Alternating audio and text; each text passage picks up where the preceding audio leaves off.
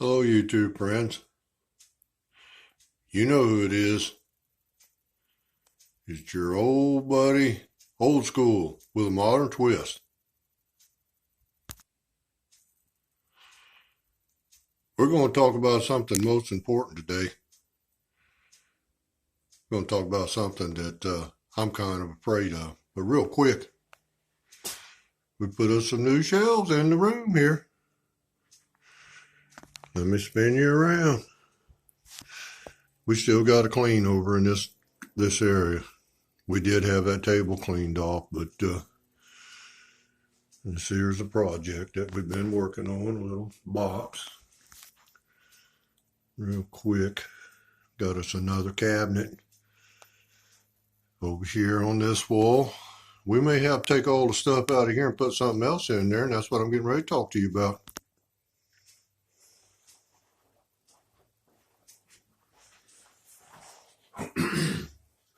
Let me say hello again to you. I know, it's been a while. We've been pretty busy. We're kind of switching the course that we're on right now here at home and the other place. And it's all because of the coronavirus. We are afraid of that coronavirus. And there's nothing I can tell you to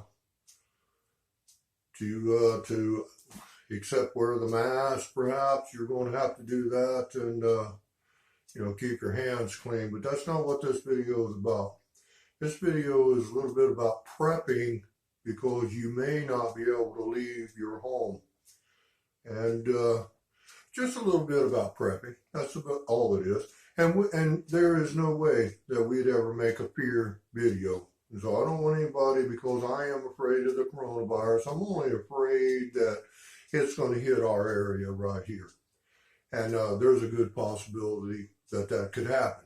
But and there's a good possibility it may not happen. But we are kind of getting prepped for it a little bit on the, like I say, here at home in the little homestead that we have, or the home away from home, whatever you want to call it. But we've been watching the news there, and the social media, the internet, and there's an awful lot going on about that coronavirus. And this is basically, if you're quarantined in your area, a few things you can do to help you get over that quarantine. So you may not be able to go to the store, you may not be able to go anywhere, school, church, or any place. We pulled back on basically everything. Right now, we're not even going to church. And a few other places. We're not going to any place that has a great deal of people, except perhaps the grocery store. But and we're trying to get over that hump. And again, that's what this video is going to be about. So I need to take you in the other room and show you a few things. And believe me, they're easy preps. They're easy to learn. And anybody, well, I'm not going to say anybody, but the majority of the people with a reasonable and logical thinking mind, I'll say it that way, they can do them. And basically about food. So again, let's go over here and check some things out.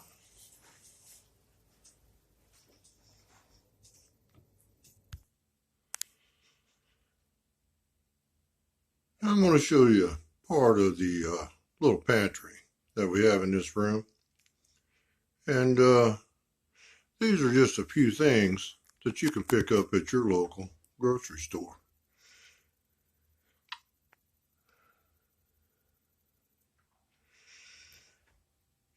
You can put this on almost anything and make it taste good.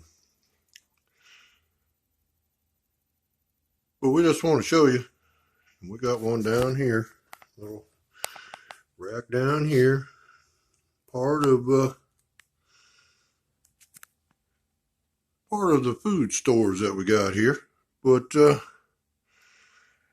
is what we want to talk about. This would be the easy part. A little bit of canning. let's just move on down. We got the green beans, and you gotta have some pickles there. We got green beans and potatoes. We're not gonna run out of green beans, that's for sure. And this is one that I really like right there. That's a tomato juice. But, no, I'm sorry, that's a canned tomato back there.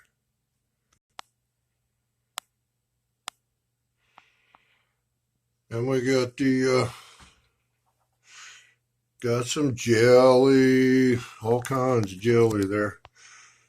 We got this right here. We're going to have to, we got that from a special friend of ours who sent that to us, cornmeal. We got the tomatoes going on, and let me sit down here and I'll show you. Got the green beans. There's more jelly and preserves. Right here is a jar of peaches that was canned about 4 years ago. They're still as good as the day I put them in there. We got apples back in there, more green beans. But what I want to talk to you about is these little canners. You need to get you one of these little canners right here. You could probably pick that up for about $20. You can probably get it for $2 at a flea market. And this right here. This right here is the Presto. I believe it's the 7-quart pressure canner. That's all that we use. Unless one of those high dollar companies wants to give me one of those very expensive pressure canners, I'm going to stick with the Presto. And you can buy this pressure canner for less than $100. And anything that I've showed you on those shelves, you can can it with either one of these. But you mainly want to go with the pressure canner. And real quick, now we have books on about everything. Canning and gardening, hiking, sausage making, butchering, almost anything you can imagine to do with the homestead. We have a book on it. But we have some books here that are very important. Oh, Prepper Potpourri has one of the best prepping channels on YouTube, I think, and excellent canning videos and information on canning, pressure canning, and you would have to check Prepper Potpourri out. I enjoy watching her videos. But anyway, when you buy that pressure canner, you're going to get this little book. And just with this little book, it tells you everything you need to do and know about your Presto pressure canner. If you don't have any other book, this is most important. This has your altitude and everything, your time, everything is in this little book.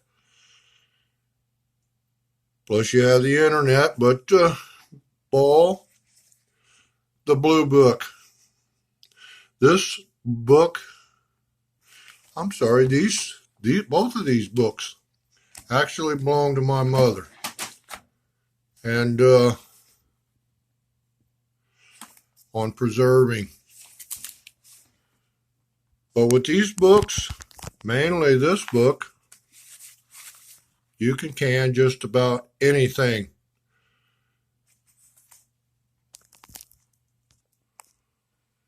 And of course, I forgot to put this in there.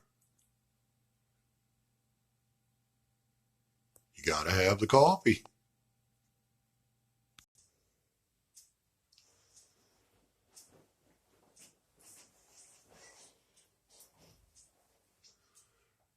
don't make any canning videos, the wife and I decided that it's best that you learn how to pressure can on your own. There are two ways of canning. There's the old school way, and then there's the modern twist with the pressure canner. The old school way is dying off for sure. We do know how to do it, but we're not going to show you. Perhaps later on we will. But we're kind of worried about that coronavirus. We think it's headed our way. And, you know, if we get the coronavirus and get sick and die, then we don't really have a whole lot to worry about. But if we don't, we're going to be eating good. That's for sure. And we're hoping that we got enough stocked up right now for the family. We're actually, we're going to raise us a nice little garden. We always do every year. And we're going to focus on 5 basic things in that garden that are fairly easy to can or preserve, and they're good keepers. There's a few onions that are a good keeper, and there are a few potatoes that are a good keeper. And as far as cold storage. But we hope you enjoyed the video. And again, we're not out to scare anybody, and we don't want to worry anybody. But if you can lay up a little food, one meal for every week for the next few weeks, you'd have at least 5 or 6 meals. And I think that the majority of people can afford to buy a little extra to put back on the shelf and kind of prep for what may be coming. Again, we're not out to scare anybody. This is not a scare video. I will say this, there are some videos that are making light of this coronavirus. And there are some very good videos that are taking the coronavirus very seriously. One of them I'll mention is Hoople's Cat. And Hoople's has a series of very good videos pertaining to the coronavirus that perhaps you might want to check out. Very good. Very, very good. And there's another prepper channel. The fellow goes by Prepper Bob. He is, and he's kind of inspired me a whole lot here lately with his videos. And he's stockpiling, and that's a good thing. So let me say God bless to you, and let me know in the comments what you think, and if you're prepping a little bit more, if you're switching gears on your homestead to switch over to what's going to transpire on your little place there, and how you're going to go about it. Again, we're not taking it lightly. We're taking it very serious, and we're worried about it, and we are a little scared at this point, because it is sweeping not across America, but across the world.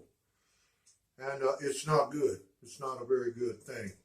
We're not pointing a finger at nobody and blaming this coronavirus on anyone.